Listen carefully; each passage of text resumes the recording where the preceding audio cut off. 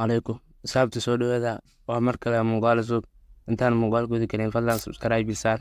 waad mahadsantahay maanta waxaan idin wadaa sawiradan sida loo sameeyo sida loo design gareeyo maanta idin tusi doonaa sawiradan sida loo design gareeyo waxa waaye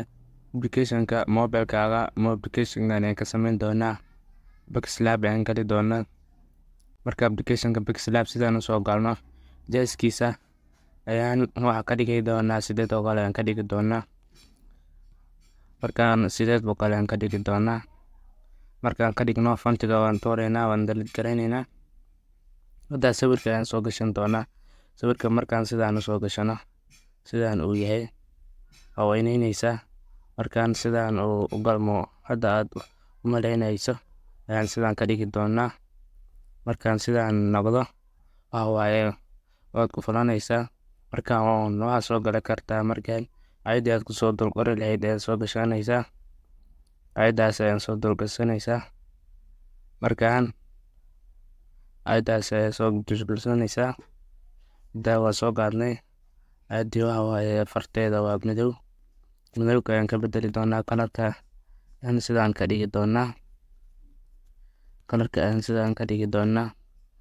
markaan kalarka aan sidaan ka dhigi doonaa sawirka aan waxaan dhigi doonaa halkaan ayaan soo dheerin doonaa markaan gees ayaan la simi doonaa markaan yeelno fasal rabbi kawan har ayaan soo gaadi doonaa markaan sidaan u soo gaadno ayaan waji sidaan ay ka dhigi kartaa markaan waxa waaye fasalkii ay qoranaysaa markaan fasalkii ayaan ka soo garin doonaa markaan sidaan sawirkii ayaan sidaan ayaan ku sameyn doonaa markaan waa sii yareyneynaa dii waa sidaan ay ka dhignay sallallahu ayaan wax yar hagaajin doonaa markaan sidaan ka dhigno sidaan ay ka dhigi doonaa isagana dhinacyada ayaa la simi doonaa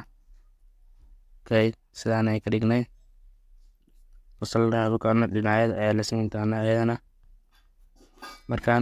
markaan labada markaan sidaan yeelno waxaan soo qaadanaynaa shapekiisa ayaan isaga dhan la keysiinaynaa markaan sidaan la keysino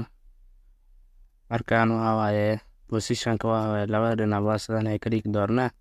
opacity-ga ayaan yareyn doonaa opacity-ga markaan sidaan ka dhigno kalarka ayaan aadi doonaa kalarka markaan aadi doono kalarka ee ka dhigayna markaan kalarka sidaan ka dhigno waxa waaye qoraalkii ay korsi marsiin doonaa qoraalka markaan sidaan korso marsiino sidaan ay ku sameynay sawirka sida loo sameynayaa aad iyo aad u mahadsantiin ilaa arkaan haddaad nala joogtaan waxa waaye subscribe noo saara channelka aad iyo aad ay mahadsantiin haddaad korsada u baahantiin Pixlab waa ka soo dalban kartaan comment hoose haddaan idin ka arko waan idin soo dhigi doonaa korsadeeda aad iyo aad u mahadsantiin.